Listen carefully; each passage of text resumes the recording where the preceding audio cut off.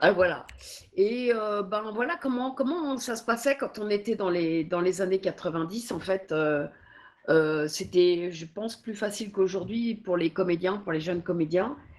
C'est-à-dire que souvent, moi, par exemple, je joue au théâtre. On est venu me chercher au théâtre pour faire du doublage. Et c'est vrai que, ben voilà, justement, les doubleurs venaient nous voir jouer et puis ils disaient: «Ah, ce comédien-là, il a du potentiel, c'est bien ce qu'il fait», etc. Et ils nous demandaient de faire des essais. Et moi, j'ai commencé comme ça. Je jouais Louison dans Le Malade imaginaire, et c'est une petite fille. Et ça les a intéressés en disant: «Ah, il y a une voix de petite fille qui est vraiment très crédible, etc. dans tel spectacle. Ça serait bien de l'essayer». Et voilà, ils m'ont essayé. Et du coup, ça a fait un petit peu boule de neige. J'ai pas arrêté de travailler après. Voilà. Et puis, dans les années 80, les jeunes comédiens pouvaient arriver et puis rester un peu dans le studio, puis essayer. De temps en temps, on leur donnait l'opportunité. Il nous reste un peu de temps. On dit: ah bon, bah vas-y, essaye sur telle boucle et tout ça. Aujourd'hui, le rythme de travail a beaucoup changé. C'est extrêmement plus rapide. Et bah, on est passé en numérique. On était en film, hein. Donc, on travaillait avec des morceaux de film. On prenait un film en entier, on coupait en petits bouts d'environ 1 minute. C'est ce qu'on appelle, nous, des boucles. Et c'est vrai que ça tournait en boucle comme ça, avec l'arythmo qui défilait en dessous. Et du coup, ça permettait de répéter souvent le texte qu'on allait dire. Et une fois qu'on était prêt, le chef de plateau nous disait: ben, vas-y, on peut enregistrer. Et on enregistrait. Aujourd'hui, on est en numérique. On est passé de ça à la vidéo. Alors la vidéo, c'était un peu plus rapide, mais quand même, pour aller d'un endroit à un autre de la vidéo, bah, il fallait un quart d'heure, 20 minutes parfois pour aller d'un début à la fin du film. Et aujourd'hui, c'est instantané. Avec le numérique, on fait boucle 72 et paf, on est tout de suite à la fin du film. Et du coup, les comédiens, eux, ben, ils ont ce rythme-là, c'est-à-dire qu'on n'a plus le temps de respirer, on n'a plus le temps de discuter, d'essayer des jeunes gens. Tout instant est très efficace. Voilà. Et du coup, c'est euh, comme ça qu'on bosse aujourd'hui. Et les studios aujourd'hui sont fermés aux jeunes gens parce qu'en plus, avec la pandémie, alors là, c'est carrément horrible. Mais voilà, il se trouve que les jeunes comédiens ont moins d'accessibilité, quoi, voilà, par rapport à moi quand j'ai commencé. Voilà. Est-ce que vous avez des questions par rapport à ben, tout ça, à mon métier? N'hésitez pas sur le chat, hein, poser, allez-y, hein. Voilà. Euh, Après, lorsqu'on faisait un film, par exemple dans les années 80, moi quand j'ai commencé, on était aussi comme une troupe de théâtre. C'est-à-dire que sur un film ou sur une série, on disait il faut 10 comédiens. Et en fait, les 10 comédiens travaillaient ensemble. On était tous, je sais pas, c'est dommage que j'ai pas su qu'on pouvait diffuser des images. Je vous aurais apporté des images de l'époque un petit peu. Mais en fait, on était tous devant le micro, ouais, avec une barre devant. Et, euh, et on se poussait les uns les autres, on se faisait de la place pour laisser parler les gens. Ce qui fait que quand on jouait à deux, par exemple, et c'était vachement sympa parce qu'on se répondait. Aujourd'hui, on se répond plus. C'est-à-dire que moi, quand je fais, par exemple, Dragon Ball, je vais faire Zeno. Je vais faire tout mon rôle de Zeno sur 11 épisodes, toute seule, toute une journée. Pas voir les autres.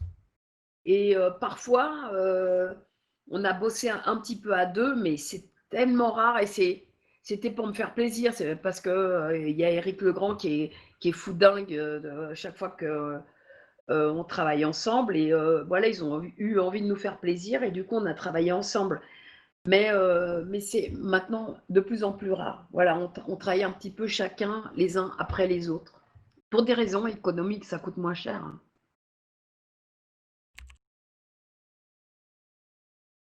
C'est arrivé souvent que qu'on vous ait appelé doubleuse ou comédienne plutôt que comédienne? Oui, ça arrive très souvent parce que c'est vrai qu'au Japon, par exemple, il y a un nom pour les gens qui font mon métier de voix. Ils s'appellent les seiyuu et les seiyuu, ben voilà, en plus ils sont hyper reconnus au Japon et c'est un métier en soi. Chez nous, c'est pas un métier en soi. Chez nous, on est comédien. Les trois quarts des gens qui bossent avec moi vont un jour à la radio, un jour au théâtre, un jour à la synchro, un jour à la radio. On est vraiment multitâche là-dessus et c'est bien, je trouve, pour un comédien de savoir jouer dans toutes les conditions, quoi. Et du coup, comme il n'y a pas de nom appris spécifique pour le doublage, ben les gens ont fait un petit glissement de terrain par rapport à doubleur, doubleuse. Bon, c'est pas très grave, hein. C'est juste que c'est pas le même métier, donc c'est toujours un peu embêtant. Euh, Comment ça se fait que ce soit plus économique quand on travaille en solo? En fait, c'est plus économique parce que, par exemple, si je faisais 11 épisodes de Dragon Ball dans les années 80, par exemple, il y a 11 épisodes qui arrivent, il faut les doubler. On va me convoquer 11 fois. Je vais avoir 11 cachets. Vous savez que les cachets, c'est important pour les comédiens parce que, en tant qu'intermittent du spectacle, nous, il nous faut un certain nombre de cachets pour pouvoir avoir le droit au statut d'intermittent du spectacle qui nous permet de vivre toute l'année, même quand on bosse pas, même quand on tourne pas. Et donc, là, j'ai 11 cachets. Aujourd'hui, pour les mêmes 11 épisodes, j'ai un seul cachet et je vais faire ça sur toute une seule journée et je vais être toute seule. Alors que dans les années 80, moi, si j'avais 4-5 lignes dans la journée, ben, je restais quand même toute la journée pour pouvoir enregistrer avec mes camarades. Et tous mes camarades enregistrent avec moi. Et c'est ça la différence. Et du coup, ça fait une différence économique énorme. C'est-à-dire que au lieu de payer des comédiens pour des petits lignages, ça coûte cher parce que c'est des forfaits. Ben, on les paye pour un gros lignage et le gros lignage, il est payé à la ligne. Et du coup, ben, au final, ça coûte moins cher. Donc, ouais, c'est en ça que ça fait gagner des sous, du temps, et puis du temps aussi en location de matériel, d'ingé son, de studio, etc. Là, je regarde s'il y a d'autres questions.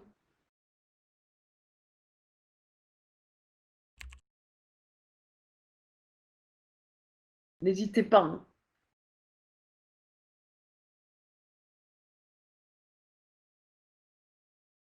Alors, je crois que je vois pas de.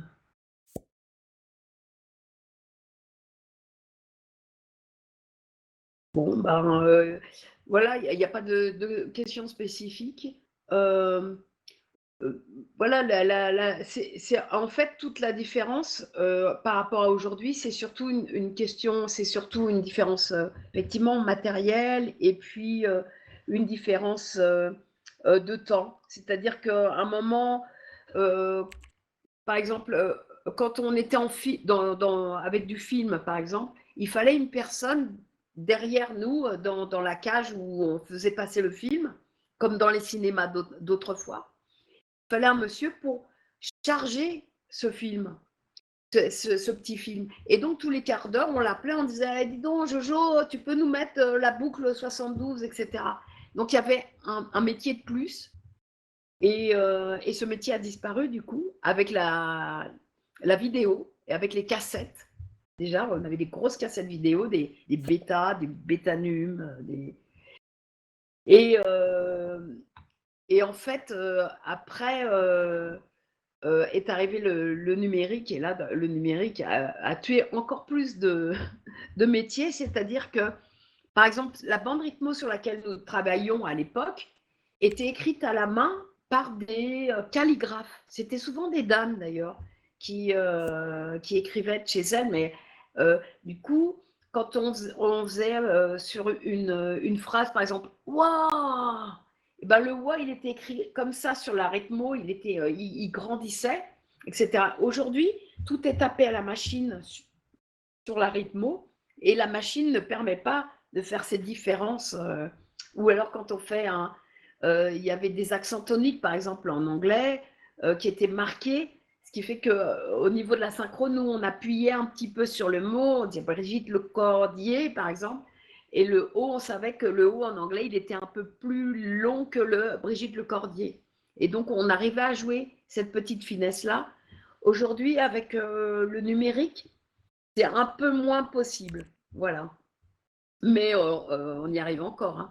Mais du coup, le métier de calligraphe a disparu parce que c'est la personne qui va faire l'adaptation, qui va taper le texte, et du coup, il n'y a plus de calligraphe. Et pareil, il y avait une personne qui faisait de la détection, c'est-à-dire qu'il regardait le film et il détectait si la bouche était ouverte, fermée, à quel moment elle s'ouvre, à quel moment elle se ferme, à quel moment on sourit, à quel moment on crie, etc. Avec des petits signes cabalistiques qui indiquaient à l'adaptateur une grande ouverture, une fermeture de bouche, etc., pour qu'il soit très synchrone. Et ce métier est en train de disparaître avec le numérique, puisque les adaptateurs, en fait, font la traduction et l'adaptation sur du numérique aussi. Donc, ils écrivent directement sur la bande que nous, on va lire. Voilà, j'espère que je suis claire pour vous. Après, qu'est-ce que c'était? Quel est mon rôle préféré? Ah, c'est toujours difficile à dire ça. Euh, Mon rôle préféré, en fait, c'est toujours le dernier que je suis en train de faire parce que je suis toujours extrêmement attachée à tous mes rôles. Alors évidemment, des rôles comme Goku et Gohan m'ont apporté beaucoup de bonheur. Je pense qu'aujourd'hui, ce qu'on est en train de faire n'existerait pas s'il n'y avait pas eu Dragon Ball et les animés qui étaient arrivés en Europe et en France. Et, euh, et du coup, ben voilà, je suis très attachée évidemment à ces personnages qui m'ont fait voyager dans le monde, qui m'ont fait vous rencontrer, qui ont généré tellement de bonheur et d'amour autour de moi.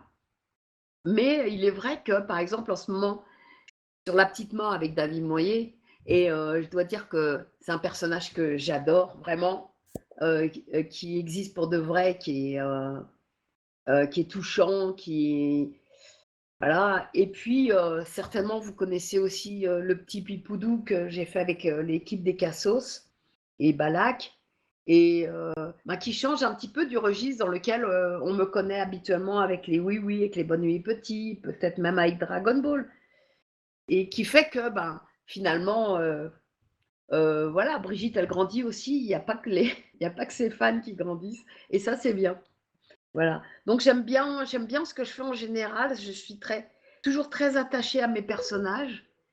Mais voilà, puis oui, oui aussi m'a apporté beaucoup de bonheur. J'ai fait beaucoup de jeux. Il m'a accompagnée pendant 30 ans. Il m'accompagne encore aujourd'hui. C'est quand même rare. Je crois que je suis une des rares comédiennes de doublage qui a fait des rôles qui ont commencé avec mes débuts et qui sont encore là aujourd'hui. Bah, il y a eu Dragon Ball, il y a eu Oui Oui, il y a eu Bonne nuit les petits. Et tout ça, c'est rare et je crois qu'à chaque fois, c'est tombé sur moi. Alors, une autre question. Merci pour Oui Oui Oui. Bah, merci aussi à vous d'être si...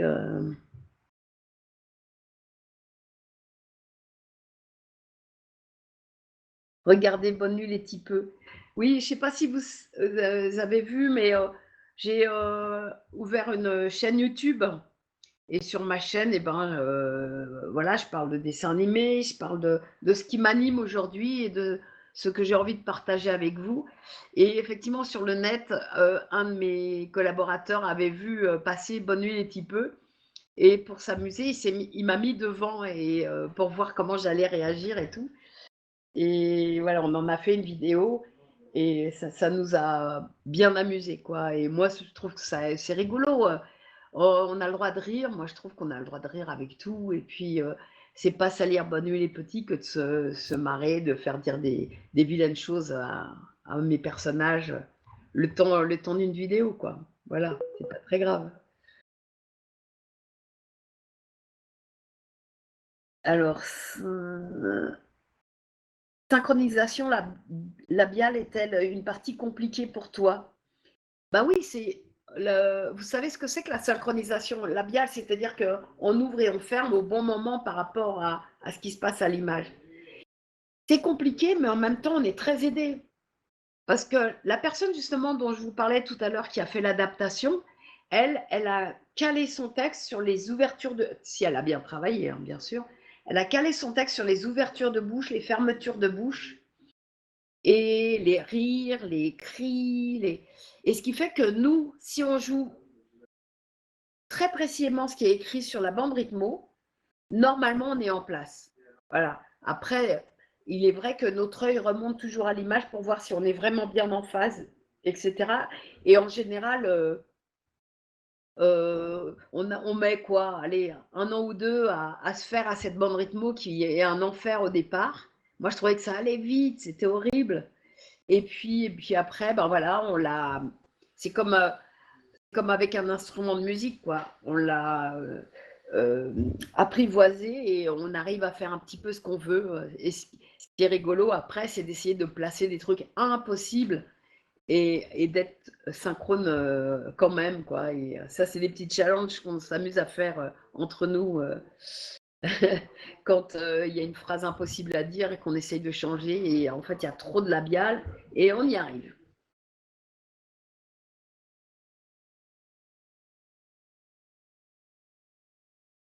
Voilà, et allez-y, hein, posez des questions, n'hésitez pas, hein, je vois, on est arrivé un petit peu au bout des questions là, mais n'hésitez pas. Et puis, comment je veux dire, voilà, la comparaison avec les années 90, c'était ça.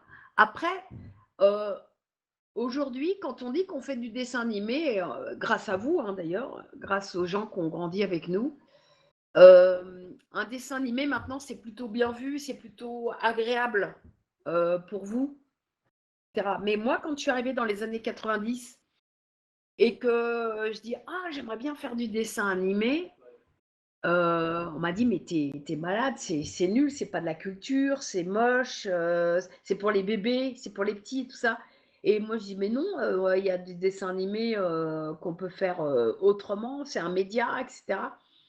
Et ce qui est chouette, c'est que le temps, c'est-à-dire ben, presque 40 ans plus tard malgré tout, mais le temps a fait que ben, le dessin animé est plus apprécié aujourd'hui, plus respecté, et puis on se rend compte qu'il y a du dessin animé pour adultes, ben, comme La Petite Mort, Pipoudou et plein d'autres, Monsieur Flap, Vermine, et que ça fait du bien aussi, et qu'on a le droit de regarder des dessins animés, même quand on est adulte. Un Porco Rosso est un dessin animé extrêmement intéressant. Et voilà, et chez nous, quand on faisait du dessin animé, comme moi j'ai fait du dessin animé, en fait, c'était pas bien vu dans mon métier. Et du coup, on m'a coupé quand même pas mal de longs métrages, de films, de séries télé, etc., sous prétexte que j'étais un personnage de dessin animé, quoi. Et je pense que j'ai pas été toute seule dans ce cas-là et que ça a été méprisé très, très, très longtemps par notre propre métier, c'est ça qui est curieux, et par les chaînes, par les distributeurs. Aujourd'hui, ça commence à bouger un peu, quoique, par exemple, une voix comme la mienne a beaucoup de mal. Moi, j'ai beaucoup de mal aujourd'hui à faire des longs métrages ou des films euh, mieux distribués, parce que les distributeurs, justement, se disent ah, mais non, mais c'est la voix de Dragon Ball. C'est un peu sale ce que j'avais fait, quoi. Alors que moi, je pense l'inverse. Voilà. Et que vous, certainement aussi. Voilà, je regarde les autres questions qui sont arrivées. Bah oui, le Club Dorothée, en effet. Ce qui était rigolo, moi, quand j'ai commencé, c'est qu'effectivement, le Club Dorothée commençait en même temps que nous.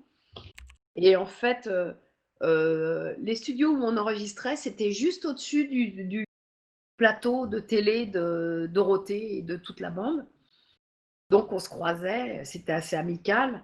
Et du coup, on enregistrait par exemple un Dragon Ball et le lendemain, il était sur le plateau d'en dessous, quoi. On était vraiment en flux tendu pour la livraison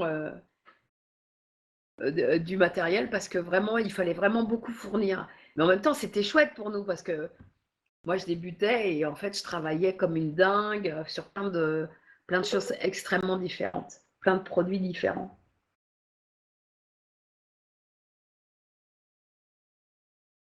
Alors, quel est votre collègue de travail avec lequel vous avez passé le meilleur moment de travail ou du coup, sur quel rôle en duo? J'ai eu, c'est rigolo parce que comme j'ai fait beaucoup d'enfants, en fait, il y a beaucoup de gens qui m'appellent mon fils, ma fille. C'est assez rigolo. Ça crée des vrais liens familiaux, en fait. Donc j'ai beaucoup de papas, beaucoup de mamans dans ce métier. Et puis beaucoup de sympathie. Parce que quand on a fait tout un film, toute une série où on a vécu plein de choses ensemble, l'air de rien, ça crée des liens. Même dans un dessin animé, d'ailleurs. Mais je dois dire que l'équipe de Dragon Ball reste pour moi une équipe un peu extraordinaire, dans le vrai sens du mot, c'est-à-dire que on a vécu quand même presque 30 ans ensemble, bien sûr en pointillé, hein, mais pas en continu. Mais du coup, on a vécu beaucoup de choses ensemble, le quotidien aussi, par exemple la naissance de nos enfants, la scolarité, les mariages, les rencontres, les désamours, les amours. Et tout ça, on l'a vécu sur 30 ans.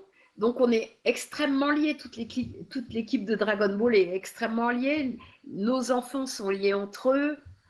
Euh, voilà, ça a créé, ce dessin animé a créé des choses incroyables. Aussi bien les liens avec vous. Il est clair que moi, quand je vais en convention et que je rencontre mes fans, ils ont l'impression de me connaître depuis toujours et moi, je sens cette familiarité, cette, cet attachement et c'est vraiment super. Enfin, c'est super à vivre. Hein. C'est super pour moi et j'espère que c'est super pour vous. Donc voilà, pour répondre à la question, oui, j'ai eu plein de collègues superbes. Après, voilà, j'ai des chouchous comme Éric Legrand, par exemple, avec son sale caractère, mais qui est tellement génial et qui est tellement rigolo, contrairement à ce qu'on pourrait croire avec son rôle de Vegeta. Mais on s'est bien amusé, ouais, pendant des années, hein, vraiment.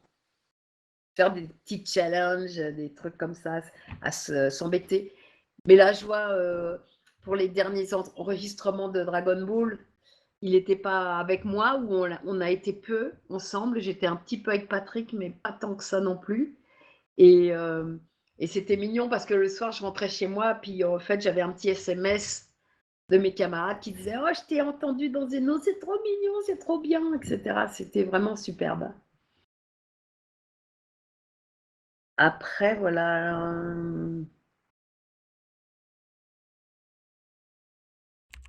Ben oui, c'est dommage la dépréciation effectivement des gens qui font du dessin animé, mais je pense que ça leur passera en fait, c'est un moment d'incompréhension, mais souvent quand on est un petit peu, on avance un petit peu sur son temps, c'est-à-dire que, bah, moi j'ai fait des mangas avant que le manga arrive en France et cetera, avant qu'on comprenne ce que c'est que le manga, que c'était un livre, que c'était, qu'il y avait toute une culture derrière.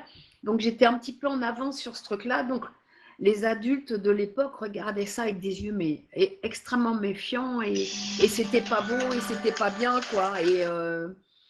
Et, et voilà, c'est ça qui change aussi avec les années. Et aujourd'hui, ben voilà, maintenant je suis dans mon époque et il y a plein de gens qui aiment les animés et je trouve ça super quoi. Parler. T'aurais aimé faire un doublage de Disney? Oui, j'aurais aimé. C'est pas vraiment ma culture Disney, mais franchement, il y a des beaux films que j'aurais bien aimé interpréter, en effet. Mais alors là, c'est carrément no way, je crois, parce que vraiment tout ce qui a touché du manga et tout ça, toutes ces, je crois qu'ils veulent vraiment pas de moi chez Disney. Pour eux, j'ai vraiment pas fait des choses bien comme eux ils voudraient. Euh, c'est c'est un jugement de valeur, mais je suis pas dans leur culture, quoi. Voilà, je suis pas du tout américaine. Et les Anglais m'ont adoré sur Oui Oui, par exemple. Les Anglais m'ont toujours hyper défendu. Même quand les chaînes françaises voulaient changer la voix de Oui Oui, il était hors de question de changer la voix en France pour les Anglais, qui étaient très attachés à moi, qui m'ont fait faire plein d'autres films, des téléfilms, plein de choses. Mais les Américains, voilà, pas américaine apparemment. Dragon Ball est un truc qu'on partage avec mon père et c'est aussi grâce à vous. Ben, ça, c'est super gentil. Euh, et est-ce que parfois Dragon Ball ras-le-bol? Non, non, c'est impossible d'avoir ras-le-bol de quelque chose qui marche et tout ça. Parce que ça serait vraiment ingrat de ma part de dire oh, j'en ai marre, ça marche trop bien. On me sollicite toujours pour faire Dragon Ball. Alors voilà, c'est à moi aussi de me renouveler et de faire des choses. Et ben, c'est ce que je fais en ce moment avec La Petite Mort, avec ma chaîne YouTube, avec Pipoudou. C'est-à-dire que ben, du coup, on peut parler de Dragon Ball et les gens avec qui je travaille, c'est des gens qui ont grandi avec Dragon Ball, donc il y a toujours des petits clins d'œil et tout ça, comme Davy qui fait grandir mon personnage, Balak qui fait des dessins à la Dragon Ball à longueur de journée. Voilà, ça c'est super et c'est de la reconnaissance de leur part, une belle reconnaissance en plus de me faire travailler avec eux. Et, euh, et voilà, et ce serait pas gentil de dire Dragon Ball ras-le-bol, quoi, parce qu'il m'a apporté beaucoup et puis j'ai pris beaucoup de plaisir à faire mes personnages. C'est quand même les personnages principaux et, euh, et c'était extrêmement novateur quand c'est arrivé, quoi.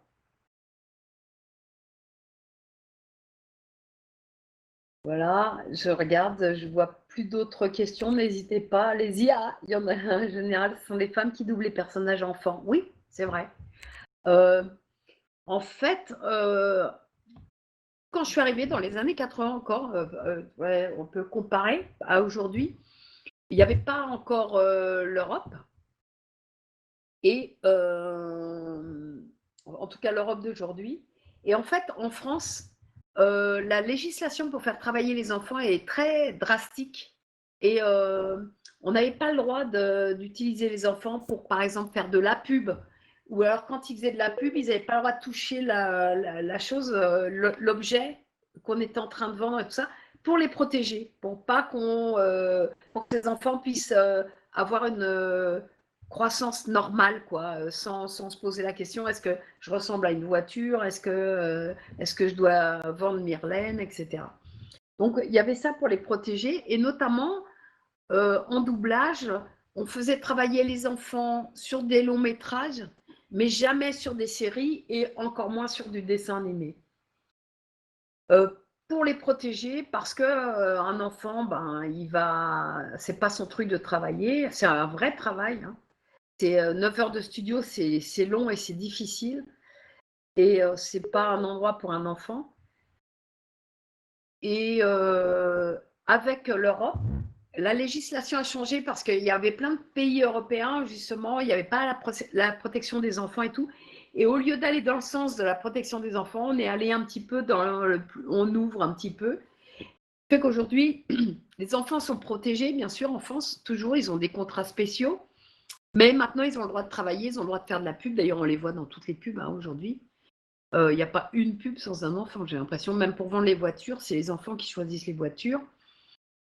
Et du coup, dans le doublage, et là, il y a une exagération en ce moment, c'est terrible, parce que je dirige beaucoup de plateaux et souvent on me demande de prendre des enfants. Et je peux vous dire que c'est très difficile de faire jouer parce qu'il faut vraiment, pour faire du doublage, jouer la comédie. Et c'est très difficile de faire jouer un enfant. Sauf si, parfois, il y a des enfants extraordinaires qui, tu leur dis, là, tu sautes dans le vide. Ouais, ah, il va se jeter dans le vide tout de suite. Il va comprendre. Il y en a plein, tu lui dis, ben là, il faut que tu ris. Et l'enfant va faire, Ah, ah, ah. Il dit, mais non, le personnage, il rit pour de vrai. Il faut que tu fasses un vrai rire. Et l'enfant, ça, il peut pas le faire. Il peut pas le faire à la demande. Il n'est pas comédien. Il faut pleurer. L'enfant va pas savoir pleurer. Donc, c'est un peu particulier. Et voilà. Et aujourd'hui, la grande mode, notamment dans les séries, malheureusement, et dans les dessins animés, c'est de prendre des vrais enfants. Donc, du coup, il y a de moins en moins de filles qui font des enfants et de moins en moins de filles qui travaillent sur des personnages d'enfants. Moins que quand moi je suis arrivée. Alors, oui, le paradoxe de la considération du doublage en France, qui est pourtant reconnu avec les seiyuu japonais comme les meilleurs du monde. Bon, bah oui, ça me surprend, oui. C'est vrai que bizarre, hein, nul n'est prophète en son pays, quoi. Euh, c'est nous, quand on dit qu'on fait du doublage, on te demande ce que tu fais comme autre. Tu l'as dit pour comédien aussi, hein. Quand tu dis je suis comédien, on me dit et tu fais quoi comme autre métier, quoi? C'est quoi c'est quoi, avec quoi tu gagnes ta vie? C'est quoi ton métier? Ben, c'est mon métier. Et c'est hyper pas connu et hyper pas toujours respecté, en effet. Mais ce qui me gêne pas, c'est que les gens du public connaissent pas, c'est pas très grave ça. Parce que ça, on peut leur expliquer, et notamment, euh, j'essaye de faire ça sur ma chaîne YouTube. Ce qui m'ennuie, c'est de ne pas être respecté et reconnu par les gens qui m'emploient, par exemple, ou par les majors, ou par les chaînes de télévision qui ne présentent pas toujours les. Maintenant, il y a les noms des comédiens qui doublent en fait sur les génériques, mais pendant des années et des années, il n'y avait même pas les noms des comédiens. Donc, on était complètement dans l'obscurité, obscurité obscure, quoi. Le fameux oui, mais ton vrai métier, ouais, c'est ça, c'est exactement ça. Mais voilà, et c'est vrai que pas la peine, moi je veux pas non plus avoir des lauriers, avoir des médailles, des reconnaissances, des machins et tout. Mais simplement, ce serait sympa que euh, on puisse faire et du dessin animé et de la série sans qu'on mette les gens dans des catalogues, quoi. Et c'est vrai que les gens qui font du live font très rarement du dessin animé et les gens qui font du dessin animé font très rarement du live. Peut-être dommage parce que l'un apporte à l'autre, je trouve. La reconnaissance, je vous assure que vous l'avez. Oui, je l'ai de la part du public et de vous tous. Ben, la preuve, hein, j'ouvre une chaîne YouTube, j'ai 270 000 abonnés en moins d'un an. Voilà, je crois que j'ai pété tous les records de YouTube. Ça prouve qu'il y a plein de gens derrière moi, derrière nous. Et, euh, et que cette reconnaissance, on l'a du public, mais c'est marrant, ce public-là, personne ne l'écoute vraiment. Je sais pas pourquoi. Je pense que il y a, dans les distributeurs, dans les gens des chaînes, je pense qu'il y a trop de gens qui pensent qu'ils savent. Et c'est ça qui tue un peu le truc en disant le public aime ça, le public veut ça, etc. En occultant complètement qu'il y a des gens comme vous qui nous suivent depuis tant d'années et qui ne sont pas forcément des super fans que de Disney, qui sont bien plus ouverts que ça, qui aiment le manga, qui aiment les animés, qui aiment la diversité aussi, hein, voilà. Et qui cherchent ailleurs, notamment sur YouTube, des choses qui communiquent, qui apportent autre chose que ce qu'on nous montre à la télé. Et c'est bien. Alors en ce moment, il y a un peu la télé qui essaye d'aller vers YouTube, mais est-ce qu'ils vont y arriver? J'en sais rien. Ça serait bien.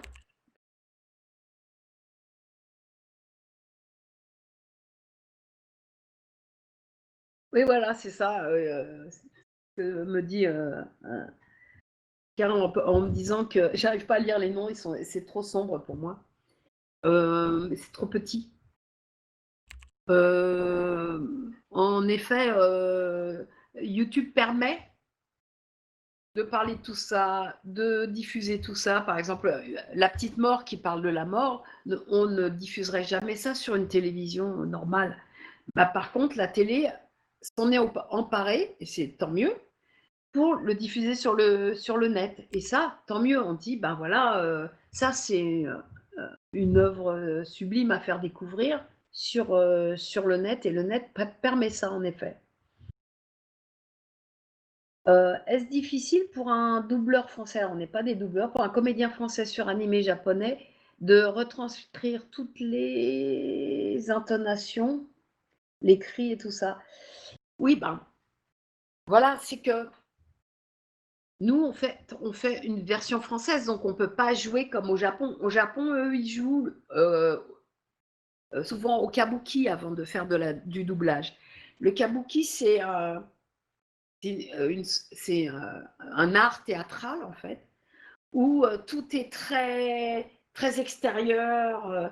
Par exemple, pour dire je t'aime, comme on pourrait dire dans un film de façon très, très proche, au kabuki, on fait je t'aime, voilà, et on crie et tout ça. Et nous, on peut pas retranscrire ça dans notre culture européenne et française parce qu'on dirait mais comment il joue? Mais il joue comme un pied, quoi. Et du coup, ben, nous, les gens qui ont fait l'adaptation déjà ont beaucoup adapté. Après, ce qu'il faut savoir, c'est que dans les années 80, il y avait très peu de gens qui parlaient japonais. Nous, on avait une des filles qui parlait japonais, mais pas tant que ça, qui était adaptatrice. Et du coup, on nous donnait des textes déjà traduits en anglais. Donc, on n'avait pas les textes japonais, on avait les textes en anglais. Et du texte anglais, les adaptateurs faisaient un texte français. Donc, c'était passé déjà par un transcodeur, quoi. Et en anglais, ben, il se faisait pas suer, hein, Kamehameha, il disait Kame, c'est allez, tortue, Kamehameha, ben, le cri de la tortue, puis voilà. Donc au début, on a dû dire des trucs comme ça, justement, cri de la tortue. Moi, je crois que j'avais vague déferlante ou des. Alors, évidemment, comme on ne savait pas, et puis d'abord, on ne savait pas qu'il y avait les mangas, hein, papier, on ne savait pas que c'était tiré d'histoires écrites avant. On pensait que c'était des dessins animés qui arrivaient comme ça, tout fait. Donc, on n'avait aucun support, quoi. Et donc, du coup, bah, on disait ce qui était écrit, jusqu'à ce qu'on se rende compte, lorsque je suis allée, moi, au Japon, invitée par mes homologues japonais, trouvais que la version française était super.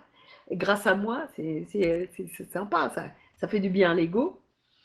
Euh, et du coup, en les rencontrant là-bas, j'ai compris qu'en fait, qu'il y avait des mangas papier, que c'était toute une culture, que c'était à partir du kung-fu, qu'il y avait des cris et tout ça. Donc, on a rétabli un petit peu des trucs après, parce qu'on a compris. Mais il y a des choses, par exemple, moi, mon nuage magique, je l'appelais nuage magique et tout ça. Aujourd'hui, on me fait dire Kintoon, mais je trouve que du coup, c'est idiot. Pourquoi dire le mot japonais alors qu'on fait de la traduction française et que de toute façon, le nuage magique, tout le monde l'aime, quoi. Donc, on s'en fout si je dis pas le vrai mot japonais, le vrai cri japonais. D'ailleurs, c'est pas un cri, hein, elle appelle vraiment son nuage. Je sais pas s'il est magique au Japon, mais en tout cas, Kintoun, c'est le nuage. Voilà. Il y avait le fameux rayon magique aussi. Et oui, c'est ça. Et du coup, bah, on a fait du mieux qu'on a pu avec ce qu'on avait comme arme à l'époque. Alors, c'est pas toujours bien, peut-être, hein, je sais pas, j'ai pas assez de recul pour vous dire ça par rapport à l'œuvre. Vous la connaissez mieux que moi, et puis vous la connaissez maintenant sur le papier et sur l'animé. Nous, on n'avait que l'animé, on n'avait aucune comparaison. Et finalement, c'était pas mal parce que ça nous a laissé une grande liberté. Et je pense que c'est cette liberté aussi que vous avez bien aimé, que vous avez apprécié, qui permet qu'on soit là réunis aujourd'hui. Si on avait été très, très VO, c'est-à-dire on fait exactement pareil, machin et tout, surtout. Dommage, je pense.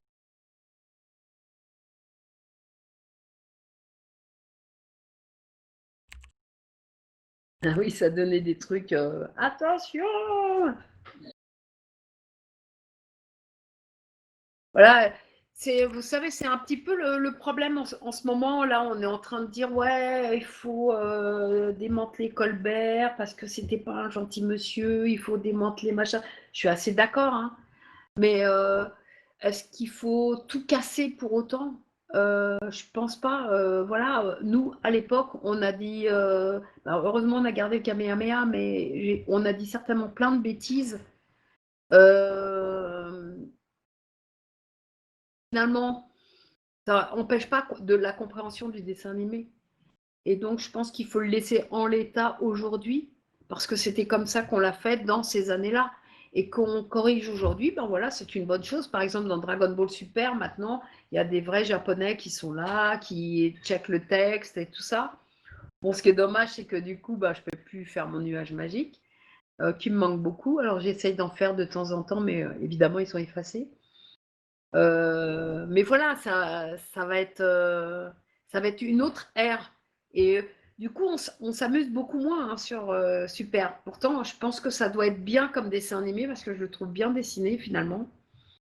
Et les histoires n'ont pas l'air si bêtes que ça.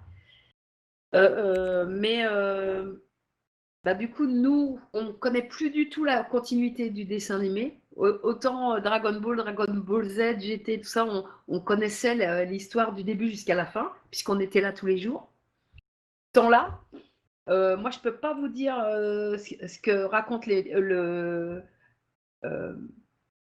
l'épisode dans lequel je fais Zeno, par exemple. Je connais juste ce qui se passe avec les scènes de Zeno. Mais autour, je ne sais pas. Alors, s'il a un rôle important, bien sûr, j'ai tout vu. Mais quand il a des petites choses qui passent comme ça de temps en temps, je ne sais pas du tout ce qui se passe. Il faut que je regarde le film pour savoir ce que j'ai doublé, quoi. Et mes camarades aussi. C'est bizarre hein, comme sentiment. C'est plus pareil, quoi. Voilà. Il y a peut-être moins de plaisir. Euh, Tous les comédiens qui font du doublage vont être de plus en plus des machines, en fait, des techniciens, des artistes, j'ai l'impression. Ah oui, ça va même créer des versions alternatives, effectivement, comme Nicky Larson. Alors là, oui, c'est vraiment. Là, ils sont allés au bout de leur truc, mais en même temps, je les comprends, mes camarades. Hein, ils disaient, ouais, c'est quand même pour les enfants, c'est bizarre, ce type qui mate des filles. Donc, ils ont essayé de dédramatiser le dessin animé, et du coup, effectivement, ça fait vraiment un truc à soi tout seul. Hein. Il y a deux versions. Il y a vraiment deux versions. Il y a la version française. Et il pourrait même y avoir la version française, japonaise, franco, enfin, je sais pas comment on dit, franco-japonaise, et la version japonaise. Il pourrait y avoir trois versions de City Hunter, en fait.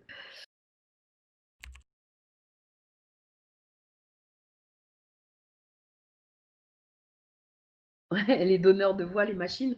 Ouais, c'est ça, c'est ce que je disais. Hein, c'est que aujourd'hui, c'est vrai que c'est moins plaisant de venir en studio. Vous vous rendez compte, hein, c'est nous, notre métier, quand on va exercer notre métier, on dit salut tout le monde, moi aujourd'hui je vais jouer.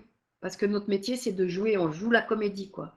Et je me souviens, quand je laissais mon fils à l'école, quand il était petit à la maternelle, il disait bonne journée maman, joue bien. Hein. Et moi je lui disais travaille bien. Hein. C'était hyper drôle, le monde à l'envers. Mais voilà, notre rôle vraiment, c'est de jouer et d'être suffisamment bon joueur pour que on vous amène dans notre jeu et vous faire plaisir et vous faire vivre des bons moments avec nous. Des moments qui n'existent pas, hein, parce que enfin, je vous dis ça entre nous, mais en fait, tout ce qui s'est passé dans Dragon Ball, ça n'a jamais existé. Mais il ne faut pas le dire. Chut. Et mais voilà, c'est, c'est Voilà, c'est chouette pour ça, ce métier de jeu, de partage, de trouver là aujourd'hui, c'est génial. Alors, ça se passait comment dans ta famille et dans ton entourage? Ben, très longtemps, en fait, c'est marrant, hein, parce que mes parents, ils comprenaient pas trop ce que je faisais comme métier, quoi. Ma maman, elle était contente parce qu'elle me disait: «Je vois que tu es heureuse et je vois que tu fais ce que tu veux, mais ce que je veux», elle comprenait pas et en fait, elle a compris que la première fois où mes parents m'ont vue à la télévision, en fait. Ils ont dit: «Ah ouais, d'accord, c'est sérieux ce qu'elle fait, en fait et c'est pour de vrai». Et c'est vrai que quand tu fais du studio, ben, il y a personne qui te voit. Tu dis: «Mais qu'est-ce qu'on la voit pas? Ça existe, faire du film comme ça?» et cetera et voilà. Ça, c'est assez rigolo et après mes parents sont venus me voir au théâtre et ils ont réalisé pleinement que finalement j'étais une comédienne. Mais il a fallu du temps, hein. Voilà et puis, et après j'ai eu un petit garçon et alors lui il a baigné dedans, depuis qu'il est petit et du coup, bah, ça pour lui ça a été, une enfance, rigolote quoi, être, le le fils de Son Goku, et mais il s'en vantait pas, hein, il n'en parlait pas à l'école, il était très discret, il en parlait qu'à ses copains très, très, très proches et c'était marrant. Ça devait être, une petite fierté intérieure pour lui, quoi.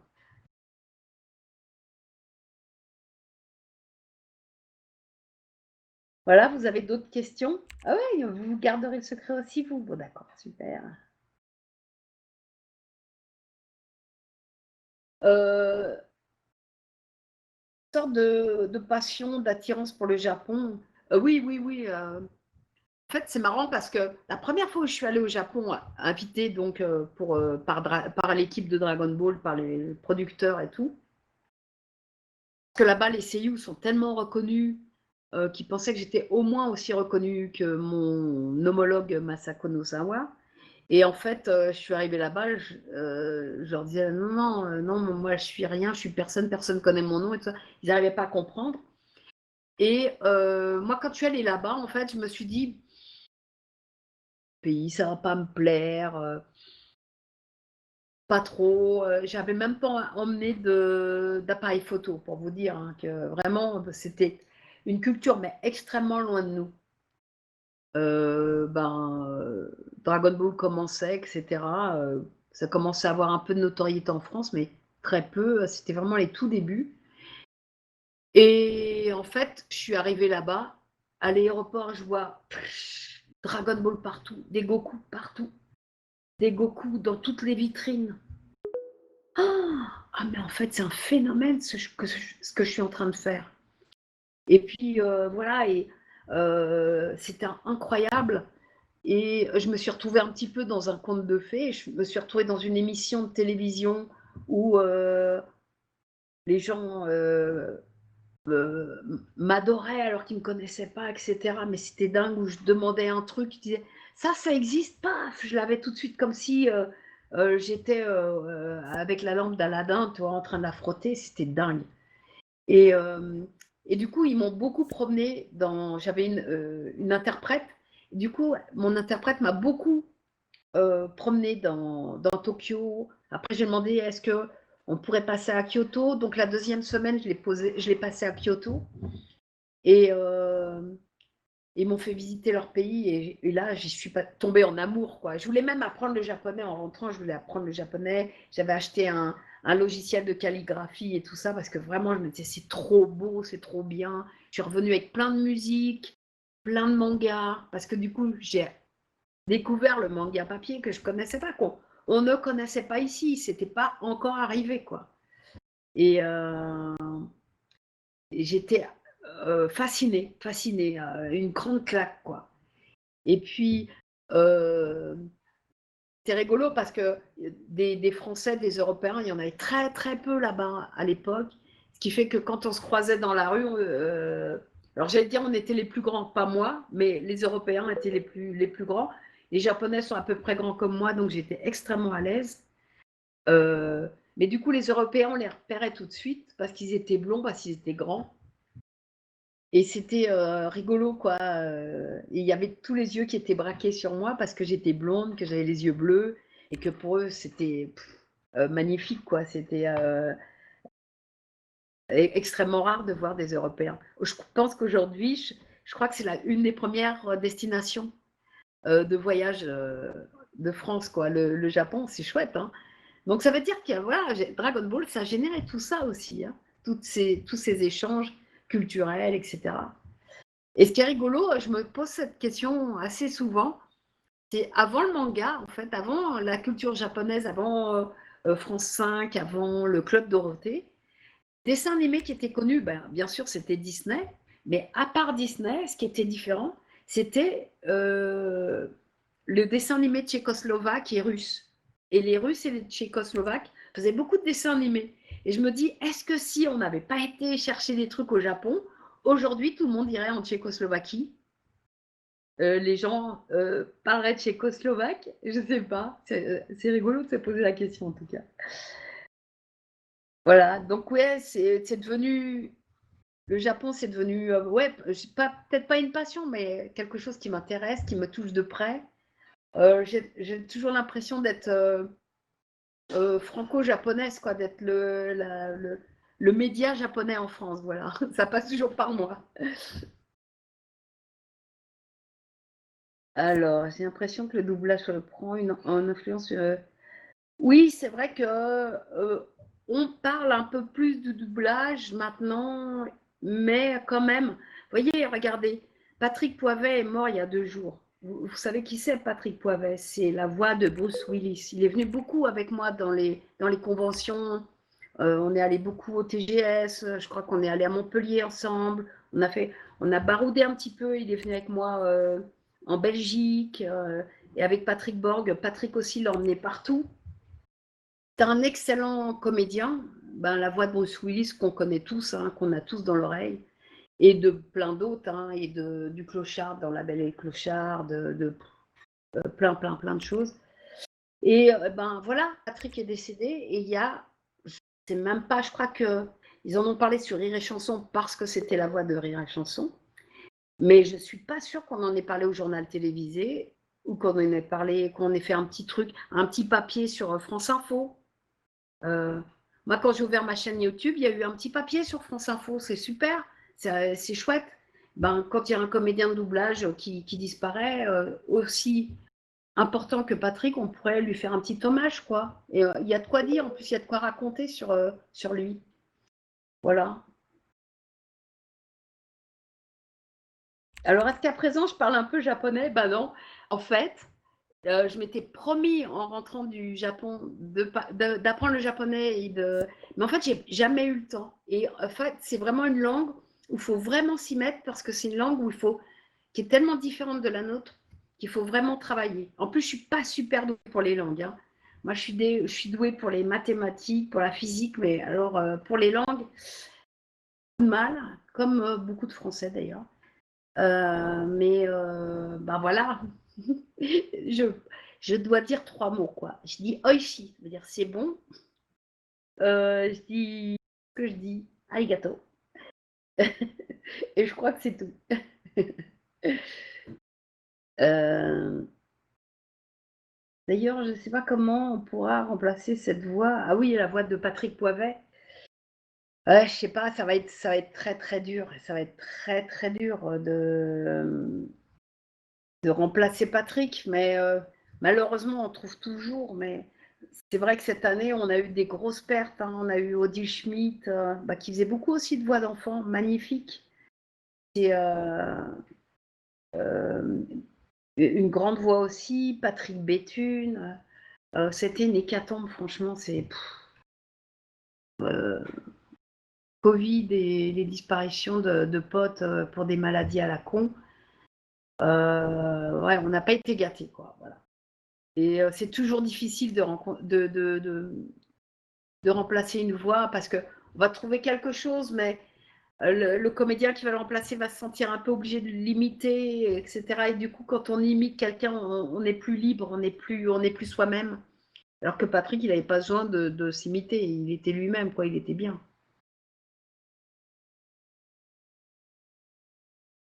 Voilà, est-ce que vous avez encore des petites questions? Je ne sais pas si j'ai encore du temps ou pas. Je ne sais pas du tout jusqu'à quelle heure je dois être là. Mais, euh, mais voilà, si vous avez des questions, n'hésitez pas, je répondrai volontiers. Est-ce que, est-ce que par rapport entre le doublage que j'ai fait autrefois et le doublage d'aujourd'hui, vous avez encore des questions? Non, j'ai l'impression que ça. Ah, alors, on me dit que je jusqu'à 15 heures, c'est sublime. Bon, bah, on a encore 10 minutes, 7 minutes, allez. 7 minutes pour les petites dernières questions. Est-ce que je reçois beaucoup de demandes de voix non officielles par des chaînes YouTube? Bah oui, et j'essaye dans la mesure du possible. Alors, je ne peux pas tout faire, malheureusement, parce qu'il me faudrait des journées encore plus grandes.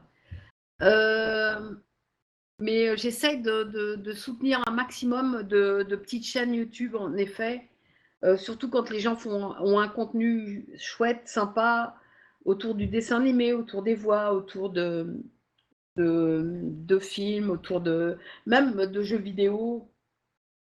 Quand on me demande de faire effectivement des petites présentations ou de faire une petite virgule, je le fais vraiment avec plaisir et alors faut pas en abuser non plus.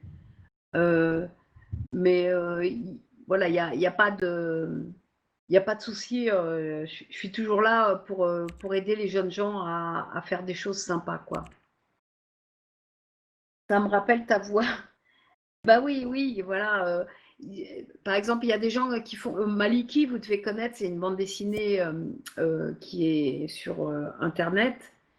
Et pareil, ben, avec les Maliki, c'est des gens qui ont grandi avec Dragon Ball, qui ont travaillé chez Ankama, Wakfu, etc. Et puis, ben voilà, aujourd'hui, ils font leur bande dessinée. Ils ont envie de faire un dessin animé, et évidemment, dans le dessin animé, ils ont envie que je fasse une des petites fées. Et c'est mon plus grand plaisir. Voilà. Et le petit Ogreste, ouais, dans Wakfu. Et Ogreste avec mon papa Otomaï, qui était Marc Lesser, qui faisait Gohan quand grand, et Trunks du futur. Voilà.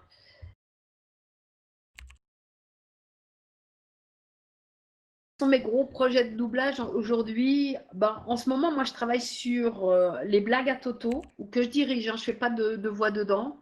Juste, je les dirige. Franchement, c'est super bien. Ça va être pour les enfants. Hein, c'est pour France Télévisions.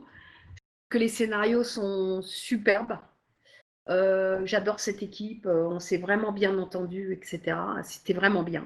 Je fais un truc pour Canal+, un peu plus grand, c'est pour les 15 ans, qui s'appelle Moi Elvis. Je dirige et je fais deux tout petits rôles dedans, un tout petit garçon pour changer, et une petite fille qui a un appareil dentaire et ça me éclate de parler avec mon appareil dentaire. Que même quand je ris, je fais on entend l'appareil. Je fais marrer mes camarades, voilà, c'est tout ce qui me fait plaisir, moi. Faire le clown. Et ben voilà, j'espère continuer La Petite Mort. Et puis, il va y avoir la saison 2 de Pipoudou qui va arriver à la rentrée, là.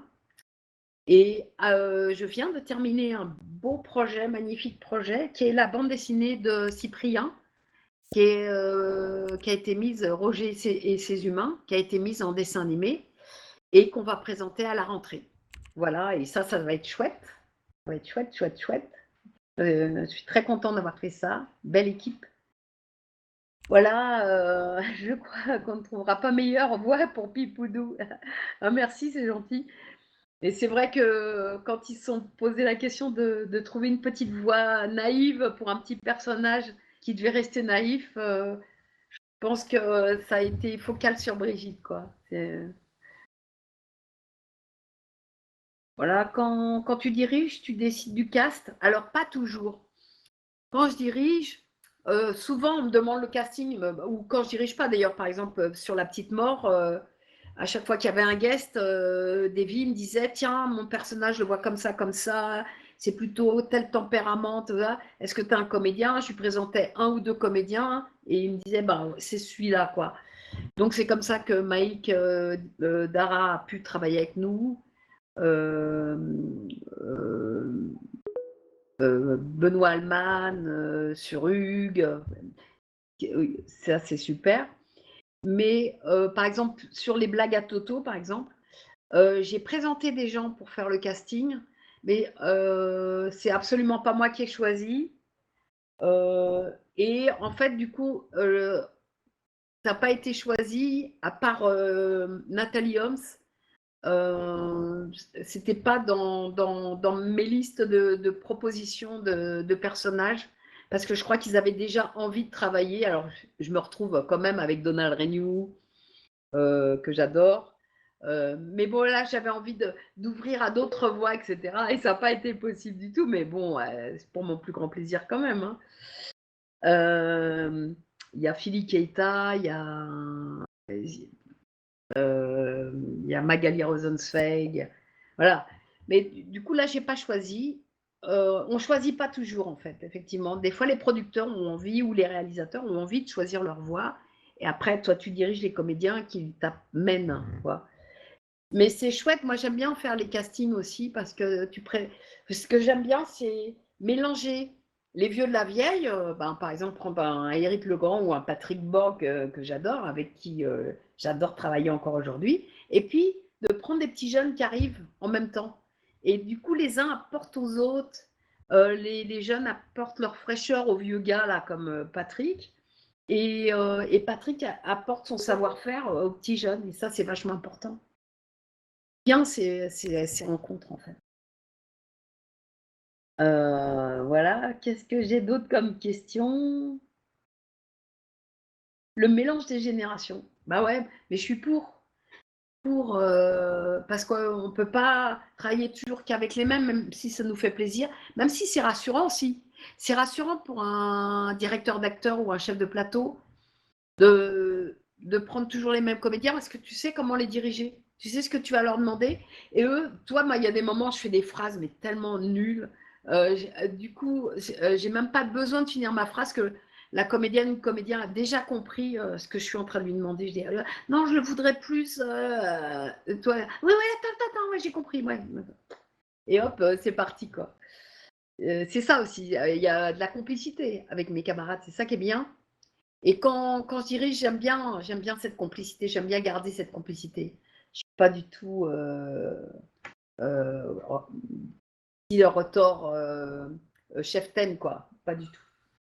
Après, j'aime bien travailler dans la gentillesse et l'ouverture aussi. Parce que il y a des directeurs artistiques, en fait, qui aiment bien que les comédiens jouent comme eux auraient joué la situation. Alors moi j'aime bien sûr, quand ce qui est joué, c'est exactement ce que moi j'aurais joué, ce que j'attends du personnage, c'est génial, je suis toujours contente. Mais quand je tombe sur des gens comme Casey Chess, par exemple, qui te jouent le même truc et qui te jouent un truc, mais jamais tu aurais pensé, super, et ben t'as que à dire, ah ben, bravo, quoi. Et ça j'aime bien être surprise par les comédiens. Et du coup, j'accepte volontiers qu'on me fasse des propositions et qu'on aille. Des fois, on essaye des trucs. Je dis, on va essayer ça. C'est peut-être nul, mais on va l'essayer. Puis parfois, c'est bien, puis parfois, c'est pas bien du tout. Je dis, non, non, laisse, on reprend la première prise. Elle était parfaite.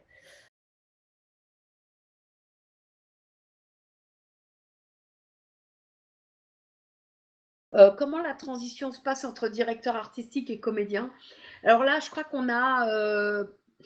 Moi, j'ai dû être une fois de plus, hein, c'est marrant, je suis toujours un peu en avance. J'ai dû être une des premières comédiennes à devenir chef de plateau. C'est comme ça qu'on les appelait à l'époque. Parce qu'en fait, quand je suis arrivée dans ce métier, ben, il y avait la 5 qui arrivait, il y avait le Club Dorothée et tout ça. Donc il y avait un truc qui était nouveau, c'était le dessin animé ou le spectacle pour enfants. Et donc, les vieux de la vieille, en fait, la génération au-dessus de moi et encore au-dessus de moi, eux, ils avaient l'habitude de faire des séries sérieuses, policières, des Columbo, des trucs comme ça. Alors, bien sûr, il y avait des Zorro et tout, mais ça restait quand même des trucs d'adultes. Et ils ont fait appel à moi en disant, avec l'esprit que tu as, c'est sûr que tu sais ce que c'est que le dessin animé, c'est sûr que tu connais la bande dessinée, que tu sauras le ton qu'il faut donner dans ce truc-là. Et, euh, et du coup, moi, je disais, mais non, mais moi, je viens juste d'arriver, je suis trop jeune, je ne sais pas si je serais dirigée et tout. Et je disais à mes patrons, mais si jamais c'est pas bien ce que je fais, vous me le dites, hein, parce que vous me remplacez. Et en fait, voilà, on m'a mis le pied à l'étrier. Je me souviens plus les premiers que j'ai faits. C'est genre Théo et la batte de la victoire, des trucs comme ça. J'aime la gym. Euh, Qu'est-ce qu'il y avait encore Julie, vas-y Julie. Ah ouais, vas-y Julie, c'était un truc de ouf. Il y avait vachement de personnages, c'était vraiment les mangas, manga, quoi. Et c'était un nouveau style, c'était une nouvelle expression. Et ben voilà, il a fallu que je me plonge dedans et que j'arrive à y aller, quoi. Et moi, je suis arrivée comme ça. Après, aujourd'hui, c'est un peu différent. Il y a, les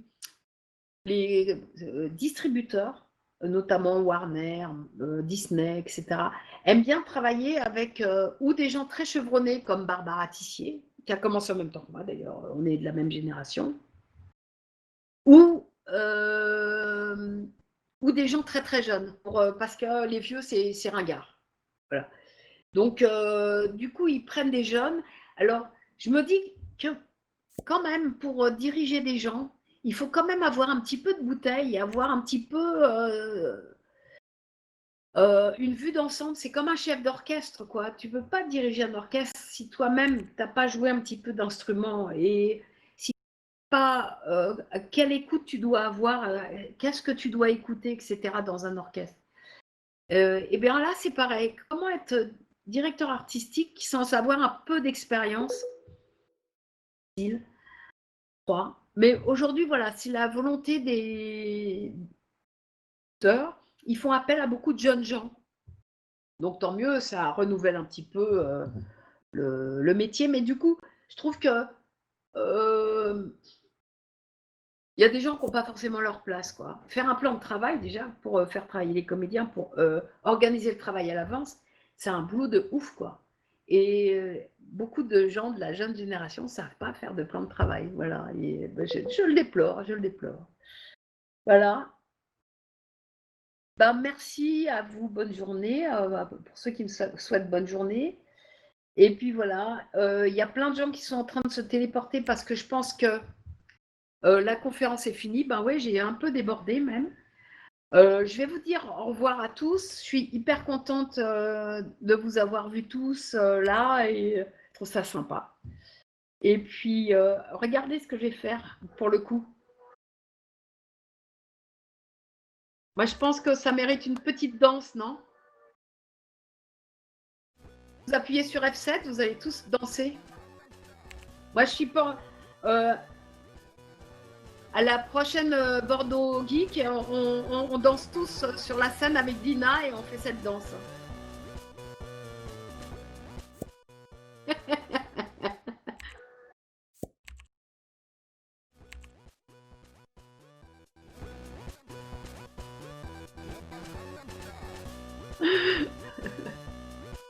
Superbe.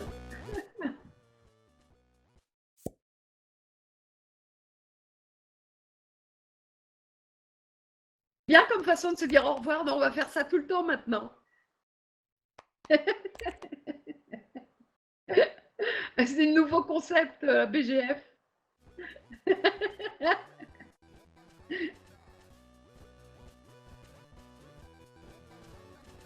Ouais, je pense que c'est top. Encore un coup?